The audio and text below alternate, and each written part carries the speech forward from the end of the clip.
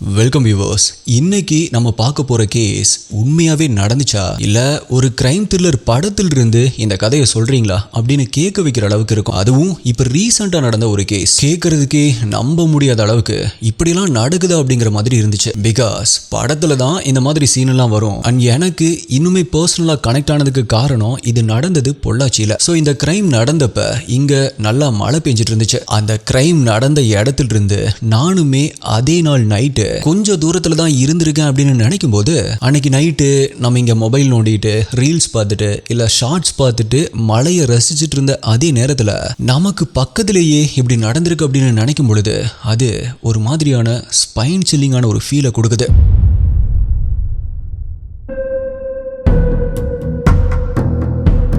அது மே 13, 2025 பொள்ளாச்சி. ஒரு காலத்துல வற்றாத ஜீவநதியா வருஷம் முழுக்கவே நீர் நிறைஞ்சு கடல் போல காட்சி அளிச்சிட்டு இருந்ததால அந்த ஆத்துக்கு மட்டும் இல்ல, அந்த ஆற்று நீரை தேக்கி வைக்கிறதுக்கு அணை கட்டி வச்சிருந்த அந்த பகுதிக்கும் சேர்த்தே ஆழியாறு அப்படின்னு பேர் வந்துச்சு. அப்படிப்பட்ட ஆழியாறு அணை ரொம்பவே ஃபேமஸான ஒரு டூரிஸ்ட் ஸ்பாட். ஆனா போன மாசம் சரியா சொல்லணும் அப்படின்னா கரெக்டா மே 13 அன்னைக்கு திடீர்னு அந்த பகுதி ஒரு டூரிஸ்ட் ஸ்பாட்டா தெரியாம ஏதோ கிரைம் நடந்த ஒரு ஸ்பாட் மாதிரி காட்சி ஆரம்பிச்சது. காணாம போன யாரையோ தேடி அலைஞ்சிட்டு இருந்த சில ஜோடி கண்கள், அவங்க முகத்துல தெரிஞ்ச பதட்டம், காணாம போனவங்களுடைய அடையாளத்தை சொல்லி எங்கேயாவது பாத்தீங்களா அப்படின்னு கேக்குறப்ப இருந்த வருத்தம், இத்தனையும் சேர்ந்து அங்க டூர் வந்திருந்த மத்தவங்களையும் சேர்த்து தேட வச்சது. ஐஸ்கிரீம் வேணும் அப்படின்னு கேட்டான், அதை வாங்கிட்டு வர்றதுக்குள்ள எங்கேயோ காணாம போயிட்டானே அப்படின்னு சொல்லி அந்த ஆட்கள் புலம்ப ஆரம்பிச்சாங்க. இதை கேட்டு அங்க இருந்தவங்களும் ஒரு சின்ன பையன் தான் காணாம போயிட்டான் போல அப்படின்னு நினைக்க ஆரம்பிச்சாங்க. நீங்களும் அப்படிதான் நினைச்சிருப்பீங்க. ஆனா காணாம போனதுன்னு 4 வயசு சின்ன பையன் கிடையாது,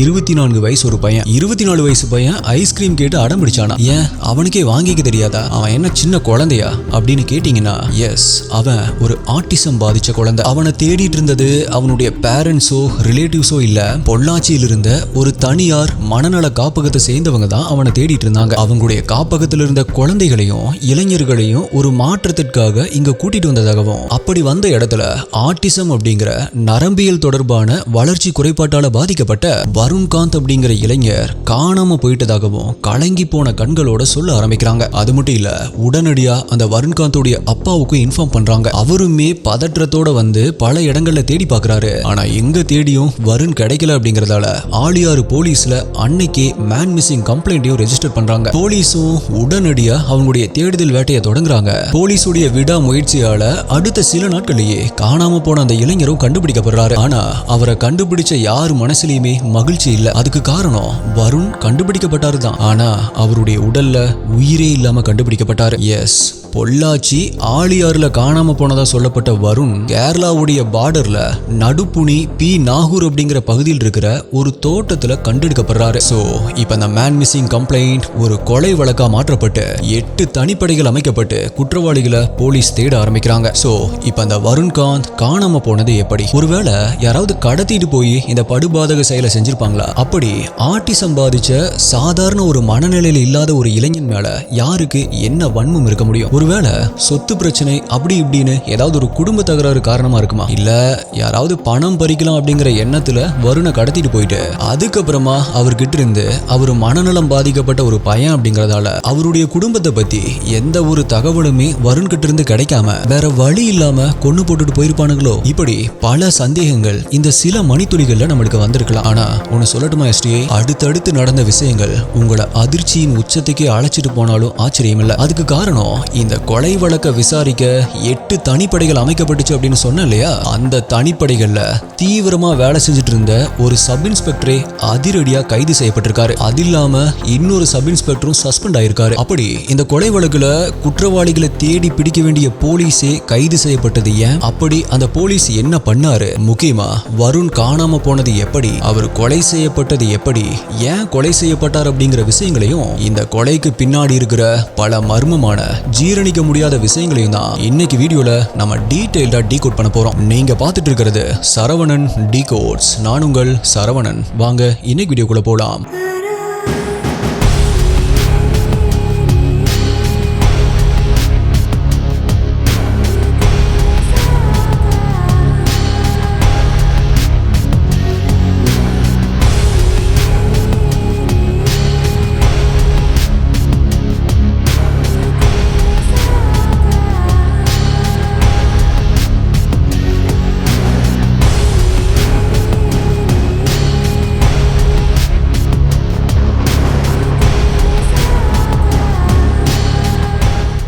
வீடியோல நான் சொல்ற யூடியூப்ல காமிக்க முடியாத crime scene images, crime scene videos எல்லாமே நம்மளுடைய அஃபீஷியல் டெலிகிராம் குரூப்ல தான் அப்டேட் பண்ணுவோம். யூடியூப்ல கரெக்டா நோட்டிபிகேஷன் கிடைக்காதவங்களுக்கும் அங்க இன்ஸ்டன்டா அப்டேட் கிடைச்சிரும். டெலிகிராம் யூஸ் பண்ணாதவங்களுக்கு வாட்ஸ்அப்ல நம்மளுடைய சேனல் இருக்கு, அங்கேயுமே உங்களுக்கு இன்ஸ்டன்ட் அப்டேட்ஸ் கிடைச்சிரும். நம்மளுடைய அஃபீஷியல் வாட்ஸ்அப் மற்றும் டெலிகிராம் சேனலுடைய லிங்க் டிஸ்கிரிப்ஷன் பின்ட் கமெண்ட்ல கொடுத்திருக்கேன், செக் பண்ணி பாருங்க.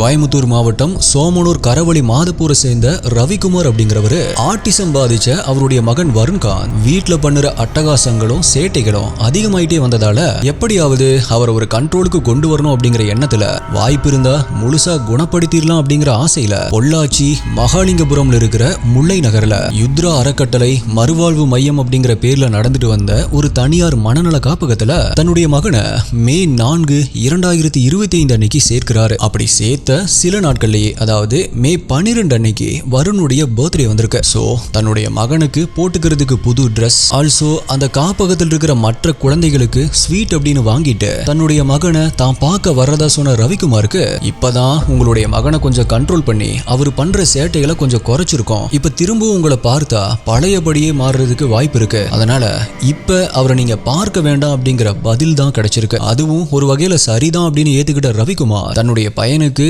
புது ட்ரெஸ்ஸை கொரியர்ல மட்டும் அனுப்பியிருக்காரு. இந்த நிலைமையில தான் அதுக்கு அடுத்த நாள், அதாவது மே 13 அன்னைக்கு ஆலியாறு போன இடத்துல வருண் காணாம போயிட்டதா தகவல் வந்திருக்கு.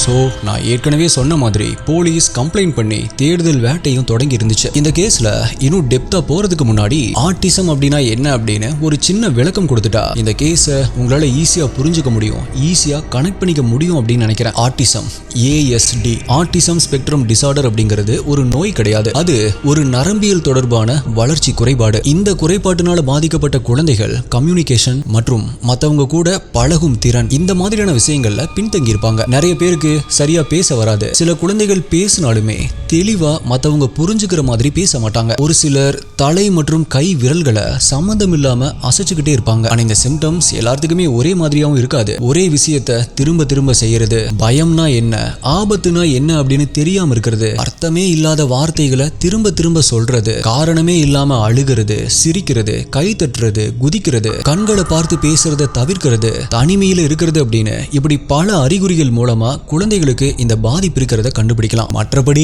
இவங்களால மற்றவங்களை அடையாளம் காண முடியும், சொல்றத ஒரு அளவுக்கு புரிஞ்சுக்கவும் முடியும். ஆனா ஹைப்பர் ஆக்டிவ், கற்றல் குறைபாடு மாதிரியான விஷயங்களும் இருக்கும். ஓகே ப்ரோ, இதை குணப்படுத்த முடியுமா அப்படின்னு கேட்டா குணப்படுத்துறது அப்படிங்கிறது இம்பாசிபிள். இந்த ஆட்டிசம் பிரச்சனை இருக்கா அப்படிங்கிறத 2 to 4 வயசு குழந்தையா இருக்கிறப்பவே நம்ம கண்டுபிடிச்சிடலாம். இப்ப இது போன்ற குறைபாடுகள் கொண்ட 24 வயதான வருண் ரொம்பவே ஹைப்பர் ஆக்டிவா இருந்திருக்கான். ஹைப்பர் ஆக்டிவ் அப்படின்னா ரொம்பவே ஆக்டிவா இருக்கிறது. ஒரு இடத்துல அவங்களால சும்மா உட்கார முடியாது, அதாவது எப்ப பார்த்தாலும் ஓடிக்கிட்டு குதிச்சுக்கிட்டு ஆடிக்கிட்டு இப்படியே தான் இருப்பாங்க. ஸோ வருணுக்கு ஆட்டிசமும் இருந்திருக்கு, அதுல ஹைப்பர் ஆக்டிவாவும் இருந்திருக்கான். அதனால சரி, முறையான பயிற்சிகள் மூலமா இதை கொஞ்சமாவது கண்ட்ரோலுக்கு கொண்டு வரலாமே அப்படிங்கிற எண்ணத்துல தான் அவருடைய அப்பாவான ரவிக்குமார் இந்த மறுவாழ்வு மையத்துல கொண்டு வந்து சேர்த்திருக்காரு. பொதுவா இந்த மாதிரியான குறைபாடுகள் பத்தி தெரியாதவங்க வேணா இந்த மாதிரியான குழந்தைகளை பத்தி தப்பா பேசலாம், இல்ல அவங்க பண்றதை பார்த்து பொறுமையை இழந்து இது போன்ற குழந்தைகளை சில நேரங்களில் அடிக்கவும் செய்யலாம். ஆனா இதுக்குன்னே முறைப்படியான பயிற்சி பெற்ற படிச்ச டாக்டர்ஸ், கார்டியன்ஸ், அங்க வேலை செய்யற பராமரிப்பாளர்களே இதை பத்தி தெரியாம அல்லது தெரிஞ்சும் இவனுங்களை அடிச்சா யாருக்கு தெரிய போகுது, அப்படியே இவனுங்க சொன்னாலும் யாரு நம்ப போறாங்க அப்படிங்கிற நினைப்புல இது போன்ற குறைபாடு உள்ளவர்களை கொடுமைப்படுத்த ஆரம்பிச்சா என்ன ஆகும் அப்படிங்கிறதுக்கு உதாரணமா அமைஞ்சதுதான் இந்த வழக்கு. ஆமா STI, இதுக்கப்புறமா நான் சொல்ல போற விஷயங்கள்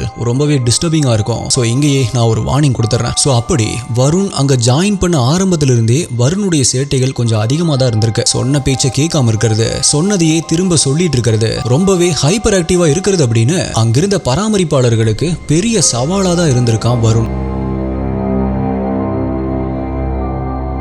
ஆனா அதுதான் அவனுடைய பிரச்சனையே. அது சரியாகணும் அப்படின்னு தானே அவன் அங்க கொண்டு வந்து விட்டுருக்காங்க. சோ இதை புரிஞ்சுக்கிட்டு அவங்களுக்கு ஆறுதலாகவும் அனுசரணையாகவும் இருக்கிறது தானே காப்பகத்தில் இருக்கிறவங்களுடைய வேலை. ஆனா அந்த எண்ணம் கொஞ்சம் கூட இல்லாம, கொஞ்சம் கூட பொறுமை இல்லாம அந்த காப்பகத்தில் இருந்தவங்க வரம்பு மீறி நடக்க ஆரம்பிச்சிருக்காங்க. இந்த சம்பவம் நடக்கிறதுக்கு, அதாவது வருண் காணாம போறதுக்கு 4 நாட்களுக்கு முன்னாடி மே 9ஆம் தேதி அன்னைக்கு மேட்டுப்பாளையத்துக்கு டூர் போயிருக்காங்க. ஆனா அப்ப கூட இவனை யாரா சமாளிக்கிறது அப்படிங்கிற நினைப்புல வருணை காப்பகத்திலேயே விட்டுட்டு போயிருக்காங்க. சோ இது தெரிஞ்ச வருண் அன்னைக்கு நைட்டு என்னை ஏன் விட்டுட்டு போனீங்க அப்படின்னு கேட்டு அழுது அடம்பிடிச்சிருக்கான் அப்படின்னு சொல்லப்படுது. ஆனா அதுக்கு பதிலா அவனுக்கு கிடைச்சது அடியும் உதையும் தான். இத்தனைக்கும் அவன் அந்த மறுவாழ்வு முகாம்ல சேர்ந்து சில நாட்கள் தான் ஆகி இருந்துச்சு. அந்த சில நாட்கள்லயே அவனை சமாளிக்க முடியாம அடி உதை அப்படின்னு இறங்கி இருக்கானுங்க. இப்படி அந்த மறுவாழ்வு முகாம்ல இருந்தவனுங்களோட உச்சபட்ச கொடுமை அரங்கேற ஆரம்பிச்ச நாள் மே 11, 2025. டைம் இப்ப கரெக்டா நைட்டு ஒரு 8 மணி இருக்கும். வெளியில நல்லா மழை பெஞ்சிட்டு இருக்கு. இப்ப அடுத்த நாள் தனக்கு பிறந்த நாள் அப்படிங்கறதும் அப்பா தன்னை பார்க்க வருவாரு அப்படிங்கிற விஷயமும் தெரிஞ்ச வருண் சந்தோஷத்துல துள்ளி குதிக்க ஆரம்பிக்கிறான். அந்த விஷயத்தையே திரும்ப திரும்ப சொல்ல ஆரம்பிக்கிறான். அவன் ஒரு ஹைப்பர் ஆக்டிவ் அப்படின்னு ஆரம்பத்திலேயே சொல்லியிருந்தேன் இல்லையா? சோ சந்தோஷத்துல தன்னை கண்ட்ரோல் பண்ண முடியாம ரொம்பவே ஹைப்பர் ஆக்டிவா பிஹேவ் பண்ண ஆரம்பிக்கிறான். விடிஞ்சா தனக்கு பிறந்த நாள், அப்பா வரப்போறாரு, தனக்கு அப்படின்னு கேக் வாங்கிட்டு வரப்போறாரு. அந்த சந்தோஷம் இருக்கதானே செய்யும். பட் வருணுடைய சந்தோஷமும் குதூகலமும் அங்கிருந்தவங்களுக்கு பெரிய டார்ச்சரா தோண ஆரம்பிச்சிருக்கு. கண்டிச்சு பார்த்திருக்காங்க, ஆனா வருண் கேட்கிற மாதிரி தெரியல. அவனுடைய சேட்டைகள் அதிகரிச்சுட்டே இருந்திருக்கு. அதனால டென்ஷனான அங்கிருந்த பாதுகாவலர்கள் வருணை அடிச்சு துவைக்க ஆரம்பிக்கிறாங்க. அப்படி வருண் வழியில துடிச்சிட்டு இருந்தாலும் நம்ம அமைதியானாதான் இவனுங்க அடிக்கிறத நிறுத்துவானுங்க அப்படிங்கிற விஷயம் கூட புரியாது இல்லையா? அதனால அடி வாங்கியுமே தொடர்ந்து சேட்டை பண்ணிட்டே இருந்திருக்கான். இப்ப இவனுங்களால சமாளிக்க முடியல அப்படிங்கறதால அந்த மறுவாழ்வு மையத்துடைய ஒன் ஆஃப் த ஓனரான கவிதா அப்படிங்கிற லேடிக்கு இன்ஃபார்ம் பண்ணிருக்கானுங்க. கொஞ்ச நேரத்திலேயே கவிதா அங்க வந்ததா சொல்லப்படுது. அது மட்டும் இல்ல, அப்படி வந்த கவிதாவுடைய மூஞ்சிலேயே வருண் எச்சில் துப்புனதா சொல்லப்படுது. அதனால ஆத்திரமடைஞ்ச கவிதா 20, 23 வயசு இருக்கிற தன்னுடைய மகள்கள், கவிதாவுடைய கணவர் லட்சுமணன் மற்றும் அந்த காப்பகத்துடைய மற்ற நிர்வாகிகளான சாஜு மற்றும் கிரிராம், மேலும் அங்க டியூட்டியில் இருந்த மற்ற ஆட்கள் அப்படின்னு எல்லாரும் சேர்ந்து கண்ணு முன்னு தெரியாம கையில கிடைக்கிறது எல்லாம் எடுத்து அந்த வருணை ரொம்பவே கொடூரமா தாக்கியிருக்காங்க. இதுல கிரிராஜ் அப்படிங்கிறவன் கிரிக்கெட் பேட்டாலேயே ரொம்பவே கொடூரமா தொடர்ந்து தாக்கியிருக்கான் அப்படின்னு சொல்லப்படுது. நார்மல் மனநிலையில் இருக்கிற ஆட்களே கண்ட்ரோல் இல்லாம மிஸ்பிஹேவ் பண்ணிட்டு இருக்கும்போது தன்னை தானே கண்ட்ரோல் பண்ணிக்க முடியாத வருணால என்னதான் பண்ண முடியும்? வலி தாங்க முடியாம அலறி துடிச்சிட்டு இருக்கான். ஒரு கட்டத்துல வலி தாங்க முடியாம ட்ரெஸ்லயே மோஷன் போயிருக்கான். அதுக்கப்புறமுமே தொடர்ந்து அடிச்சுட்டே தான் இருந்திருக்கானுங்க. அவனுடைய உடம்பெல்லாம் சத கிழிஞ்சு ரத்தம் வரும்போது கூட அந்த வெறி பிடிச்ச கும்பலுக்கு கோபம் தணியல, வெறி அடங்கல. வருணுடைய ட்ரெஸ்ஸை கலட்டி அவனை முழு நிர்வாணமாக்கி ரத்தம் வழிஞ்சிட்டு இருக்கிற காயங்கள் மேல மிளகாய் பொடியை தூவ ஆரம்பிச்சிருக்கானுங்க. அதுல எரிச்சல்ல அவன் துடிக்கிறத பார்த்து ரசிச்சுட்டு இருந்திருக்கானுங்க. அது மட்டும் இல்ல, வாயில பச்சை மிளகாயை திணிச்சிருக்கானுங்க. அதை தின்ன சொல்லி கட்டாயப்படுத்திருக்கானுங்க. எந்த நாளுக்காக வருண் ரொம்பவே எக்ஸைட்டடா காத்துட்டு இருந்தானோ அந்த நாளும் பிறந்துச்சு. ஐ மீன் வருணுடைய பிறந்த நாளும் வந்துச்சு. ஆனா அப்பவுமே அவனுக்கு நடந்துட்டு இருந்த சித்திரவதைகள் மட்டும் நிற்கவே இல்லை. பட் மிளகாய் பொடி தூவுறத மட்டும் நிறுத்த ஆரம்பிச்சாங்க. அதுக்கு பதிலா அவனுடைய உடல் முழுக்க சர்க்கரையை தூவ ஆரம்பிக்கிறானுங்க. உடம்புல இருக்கிற காயங்கள், அந்தரங்க உறுப்புகள் அப்படின்னு ஒரு இடத்தையும் விட்டு வைக்கல. அதுக்கப்புறமா கொஞ்ச நேரத்துல எங்கிருந்தோ வந்த எறும்பு கூட்டங்கள் வருணுடைய உடல்ல ஊற ஆரம்பிக்குது. காயங்கள், பிறப்புறுப்பு அப்படின்னு எல்லா இடங்களையும் கடிக்க ஆரம்பிக்குது. இப்படி உச்சகட்ட கொடுமைகளை அனுபவிச்ச வருண் அதிகப்படியா வெளியேறின ரத்தம், காயங்கள், வலி, வீக்கம் அப்படின்னு அத்தனை ரணங்களையும் அனுபவிச்சுட்டு தன்னுடைய பிறந்த நாள்லயே துடி துடிச்சு உயிரை கொஞ்சம் கொஞ்சமா விட்டு அந்த கொடுமையிலிருந்து நிரந்தர விடுதலை வாங்கியிருக்கான். எஸ், வருண் இறந்து போறான். இப்ப வருண் இறந்தது உறுதியானதுமே அந்த காப்பகத்துக்கு சொந்தமான ஒரு சரக்கு வண்டியில வருணுடைய உடலை எடுத்துட்டு போய், நான் இன்ட்ரோல சொன்ன மாதிரி கேரளாவுடைய பார்டர்ல இருக்கிற நடுப்புனி பி நாகூர் அப்படிங்கிற பகுதியில் இருக்கிற ஒரு தோட்டத்துல தென்னை மரங்களுக்கு நடுவுல குழி தோண்டி புதைச்சிருக்கானுங்க. அது மட்டும் இல்ல, யாருக்குமே சந்தேகம் வராம இருக்க அது மேல ஒரு செடியுமே நட்டு வச்சிருக்கானுங்க. அந்த தோட்டம் கவிதாவுக்கு சொந்தமான ஒரு தோட்டம் அப்படின்னு போலீஸுடைய விசாரணையில தெரிய வந்திருக்கு. இத்தனை வேலைகளையும் செஞ்சுட்டு தான் அந்த கும்பல் அவங்களுடைய வேலைகளை செஞ்சுட்டு இருக்கும் போதுதான் தான் வருணுடைய அப்பா பிறந்தநாள் கிஃப்ட் கொடுக்கறதுக்கு நேர்ல வர்றதா கால் பண்ணிருக்காரு. உடனே பதறி போன அந்த கும்பல் இப்பதான் கொஞ்சம் கண்ட்ரோல் பண்ணி வச்சிருக்கோம், அதனால நீங்க இப்ப வர வேண்டாம் அப்படின்னு சொல்லி அப்போதைக்கு சமாளிச்சாலும் அவங்க அப்பாவை என்ன சொல்லி சரி கட்டுறது அப்படின்னு யோசிச்சதுடைய பலன் தான் ஆழியாறு டூர். மே 13 அன்னைக்கு எல்லாரையுமே ஆழியாருக்கு கூட்டிட்டு போய் அங்க வருண் காணாம போன மாதிரி ஒரு சீனை கிரியேட் பண்ணி வருணுடைய அப்பாவையும் போலீஸையும் நம்ப வச்சிருக்கானுங்க. இப்படி எல்லா வேலைகளையுமே செஞ்சுட்டு இனிமேல் எந்த ஒரு கவலையுமே இல்லை அப்படின்னு அந்த கும்பல் ரெஸ்ட் எடுக்க ஆரம்பிச்ச அதே நேரத்துல கர்மா தன்னுடைய வேலையை காட்ட ஆரம்பிச்சது. மே 22, 2025 அன்னைக்கு பொள்ளாச்சி சப்டிவிஷன் ஏஎஸ்பி சிருஷ்டி சிங் அவங்களுக்கு வாட்ஸ்அப்ல ஒரு அன்னோன் நம்பர்ல இருந்து ஒரு வீடியோ ஒன்று ரிசீவ் ஆகுது. அதை பார்த்து அவங்க அதிர்ச்சியில அப்படியே உறைஞ்சு போக ஆரம்பிக்கிறாங்க. அதுக்கு காரணம் அந்த வீடியோல இருந்தது வருண் ரொம்பவே கொடூரமா தாக்கப்படுற அந்த காட்சிகள் தான் அவங்களுக்கு அனுப்பப்பட்டிருந்துச்சு. இப்ப இந்த வீடியோல இருக்கிறது யாரு என்ன அப்படின்னு விசாரணை பண்ண அவங்க வருணுடைய அப்பாவையும் கூப்பிட்டு விசாரணை பண்ணி அவர்கிட்ட ஒரு கம்ப்ளைண்ட்டை வாங்கிட்டு உடனடியா ஒரு டீமை ரெடி பண்ணி அந்த காப்பகத்துக்கு போக ஆரம்பிக்கிறாங்க. அங்கிருந்தவங்களை பிடிச்சி விசாரிக்கும் போதுதான் என்ன நடந்துச்சு அப்படிங்கிற விஷயம் அவங்களுக்கு தெரிய வந்திருக்கு. முதல்ல அங்கிருந்த கிரிராம கைது பண்ண போலீஸ் அவங்க கொடுத்த தகவல் படி கவிதாவுடைய தோட்டத்துல புதைக்கப்பட்ட வருணுடைய உடலை தோண்டி எடுத்திருக்காங்க. அதுக்கப்புறமா அந்த காப்பகத்துல வேலை செஞ்சுட்டு வந்த ரங்கநாயகி, ரிதீஷ், சாஜியுடைய அப்பா செந்தில் மற்றும் சதீஷ், ஷீலா அப்படின்னு 5 பேரை கைது பண்ணிருக்காங்க. அதுக்கு அடுத்ததா கேரளாவில் தலைமறைவா இருந்த கவிதா, லட்சுமணன், அவங்களுடைய பொண்ணு ஸ்ருதி, ஸ்ரேயா மற்றும் சாஜி, இவங்க 5 பேரையுமே திருவனந்தபுரத்துல மே 27 அன்னைக்கு கைது பண்ணிருக்காங்க. இப்ப இந்த வழக்குல கைது பண்ணப்பட்ட இந்த 11 பேர்கிட்டையும் விசாரணை நடந்துட்டு வருது. எல்லாம் சரி ப்ரோ, இந்த கேஸோடைய இன்ட்ரோல இந்த கேஸ்ல 2 சப் இன்ஸ்பெக்டர் சம்மந்தப்பட்டிருக்காங்க அப்படின்னு சொன்னீங்களே, அது எப்படி அப்படின்னு கேட்டீங்கன்னா, கேரளால கவிதான் கேங்க போலீஸ் அரெஸ்ட் பண்ணாங்க இல்லையா, அப்படி அவங்கள சுத்தி வளைச்சு அரெஸ்ட் பண்ணது நவநீத கிருஷ்ணன் அப்படிங்கிற சப் இன்ஸ்பெக்டர் தான். அப்படி அவங்கள அரெஸ்ட் பண்ணும்போது கவிதா கிட்ட இருந்து 1.5 லட்சம் ரூபாய் பணம் மற்றும் 18.5 சவரன் நகை இது எல்லாத்தையுமே பறிமுதல் பண்ணியிருக்காரு. அதுக்கப்புறமா 50,000 ரூபாய் பணம் மற்றும் பேங்க் செக் அப்படின்னு கவிதா கிட்ட இருந்து ஷாஜியுடைய அண்ணனுக்கு அனுப்ப சொல்லி அவர் மூலமா இவர் வாங்கியிருக்காரு. ஆனா அப்படி போலீஸ் சீஸ் பண்ணதையுமே கணக்கு காட்டல, மிரட்டி வாங்கினதையும் வெளியே சொல்லல. இந்த விஷயங்கள் எல்லாமே தெரிஞ்ச மகாராஜா அப்படிங்கிற சப் இன்ஸ்பெக்டருடைய வாயை அடைக்கிறதுக்கு நவநீத கிருஷ்ணன் அவருக்குமே காசு கொடுத்திருக்காரு அப்படின்னு சொல்லப்படுது. சோ இதுக்காக தான் இன்ஸ்பெக்டர் நவநீத கிருஷ்ணன் கைது செய்யப்பட்டு இப்ப சேலம் மத்திய சிறையில் இருக்காரு. இன்ஸ்பெக்டர் மகாராஜா சஸ்பெண்ட் பண்ணப்பட்டிருக்காரு. ஓகே ப்ரோ, அப்படி கைதானவங்க கிட்ட இருந்து லஞ்சம் வாங்கியிருந்தாங்க அப்படின்னா அவங்கள விட்டுருக்கணும், இல்லனா அவங்களுக்கும் நடந்த குற்றத்திற்கும் சம்மந்தம் இல்ல அப்படிங்கிற மாதிரி அளபையாவது கிரியேட் பண்ணிருக்கணும். பட் இவர் தான் அவங்க எல்லாத்தையுமே அரெஸ்ட் பண்ணி சட்டத்தின் முன்னாடி நிறுத்தியிருக்காரு அப்படின்னு கேட்டீங்கன்னா, அவங்களுக்குள்ள நடந்த டீலிங்கே வேற. அந்த டீலிங் படி அந்த ட்ரஸ்டுடைய ஓனரான கவிதாவுடைய கல்யாண வயசுல இருக்கக்கூடிய 2 பொண்ணுகளை மட்டும் அரெஸ்ட் பண்ணக்கூடாது, இந்த வழக்குல அவங்கள உள்ள சேர்க்க கூடாது அப்படிங்கறதான் அவங்களுடைய டீல். ஆனா சொன்ன வார்த்தையை மீறி கை நீட்டி காசு வாங்கினதையும் மீறி அந்த பொண்ணுகளையும் அரெஸ்ட் பண்ண வேண்டிய ஒரு சிச்சுவேஷன் வந்திருக்கு. சோ டென்ஷனான சாஜியுடைய அண்ணன் நம்ம சிக்கினதே சிக்கிட்டோம், இவங்க மட்டும் மாட்டாம இருக்கிறதா அப்படின்னு உடனடியா போலீஸுடைய ஹையர் அஃபீஷியல்ஸ் கிட்ட போய் நடந்தது இதுதான் அப்படின்னு எல்லாத்தையுமே சொல்லியிருக்காரு. ஸோ அப்படிதான் இவங்க 2 பேருமே மாட்டியிருக்காங்க.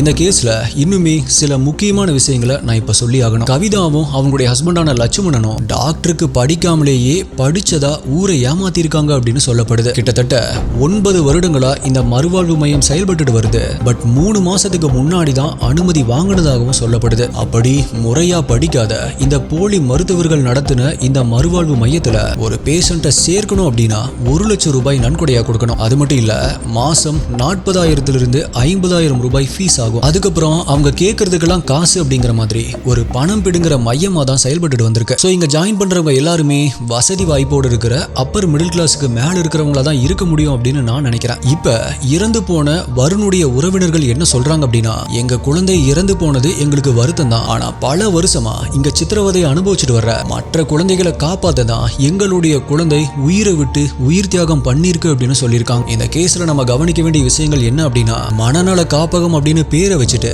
அதுக்கு தகுந்த மாதிரி அவனுங்க நடந்துக்கல. சொல்ல போனா இவனுங்களை தான் அந்த மாதிரி ஹாஸ்பிட்டல்ல சேர்க்கணும். பிகாஸ் புத்தி சரியா உள்ளவங்கள அங்க போறாங்க, இந்த மாதிரி பிரச்சனை இருக்கிறவங்க தான் அங்க வர போறாங்க. சோ அவங்க எப்படி சொன்ன பேச்சை கேட்டுட்டு கட்டுப்பாடா இருப்பாங்க. இவங்க தான் அது எல்லாத்தையுமே பொறுத்து போய் அதுக்கு தகுந்த மாதிரி செயல்படணும். அதுக்கு தானே காப்பகம் அப்படின்னு ஒண்ணு வச்சு நடத்துறானுங்க. அங்க வேலை செய்யறவனுங்களும் அதுக்கு தானே சம்பளம் வாங்குறானுங்க. ஆல்சோ நம்ம வேலையே இப்படிதான் அப்படின்னு தெரிஞ்சுதானே வந்திருப்பானுங்க. இல்ல இதெல்லாம் என்னால சகிக்க முடியாது அப்படின்னா இழுத்து மூடிட்டு வீட்டுல உட்கார்ந்துருக்கலாமே. அது மட்டும் இல்ல, தைரியமா இவ்ளோ டார்ச்சர் பண்ணிருக்கானுங்க. வருண் இறந்த உடனே எந்தவித பதட்டமும் இல்லாம பணத்தை கொண்டு போய் கிரைம் த்ரில்லர் படத்துல வர்ற மாதிரி புதைச்சு அதுக்கு மேல மரத்தையும் நட்டு வச்சுட்டு வந்திருக்கானுங்க. இதையெல்லாம் பார்க்கும் பொழுது ஏற்கனவே இந்த மாதிரி பிராக்டிஸ் இருந்திருக்குமோ, ஏற்கனவே இந்த மாதிரி பண்ணிருப்பானுங்களோ. அது மட்டும் இல்ல, போலீஸ் அதையுமே விசாரிக்கணும் அப்படின்னு மக்கள் கிட்ட கோரிக்கையும் எழுந்திருக்கு. So my dear SDI investigators, இந்த கொடூரமான குற்றத்தை செஞ்ச ஆட்டிசம் பாதிச்ச பையன் அப்படின்னு கூட பார்க்காம இவ்வளவு பெரிய சித்திரவதையை செஞ்சிருக்கிற இந்த கேவலமான ஜென்மங்களை பத்தி நீங்க என்ன நினைக்கிறீங்க? இந்த குற்றம் இப்பதான் நடந்திருக்கும் அப்படின்னு நினைக்கிறீங்களா, இல்ல மற்ற பசங்களுக்கும் இதெல்லாம் தொடர்ந்து நடந்திருக்கும் அப்படின்னு நினைக்கிறீங்களா? பிகாஸ் பச்சை மிளகாய கடிக்க சொல்றது, மிளகா பொடி எடுத்து அடிச்ச காயங்களை தூவி விடுறது, சர்க்கரையை தடவி எறும்ப கடிக்க விடுறது அப்படின்னு இவனுங்க பண்ணது எல்லாமே ஏதோ பல நாட்களா பண்ணிட்டு இருந்த மாதிரி இருந்திருக்கு. சோ உங்களுடைய SDI இன்ட்யூஷன் என்ன சொல்லுது அப்படிங்கறத கீழே கமெண்ட்ல சொல்லுங்க. என்னதான் போலீஸும் இதுல லஞ்சம் வாங்கியிருந்தாலும் அதை கண்டுபிடிச்சு உடனடியா அவங்க மேல நடவடிக்கை எடுத்ததும் அதே போலீஸ் தான், ASP சிருஷ்டி அவர்கள் தான். சோ எல்லா போலீஸையுமே தப்பு சொல்லிட முடியாது. இந்த வழக்குல சம்பந்தப்பட்ட குற்றவாளிகளுக்கு கடுமையான தண்டனைகள் கிடைக்கும் அப்படின்னு நம்ம நம்புவோம். அண்ட் அடுத்தது என்ன கேஸ் வேணும், என்ன டாபிக்ல வீடியோ வேணும் அப்படின்னு கீழே கமெண்ட் பண்ணுங்க. உங்களுடைய பெஸ்டான கமெண்ட் அடுத்த வீடியோல வரும். வேற ஒரு வீடியோல மீட் பண்றேன். நன்றி, பாய்.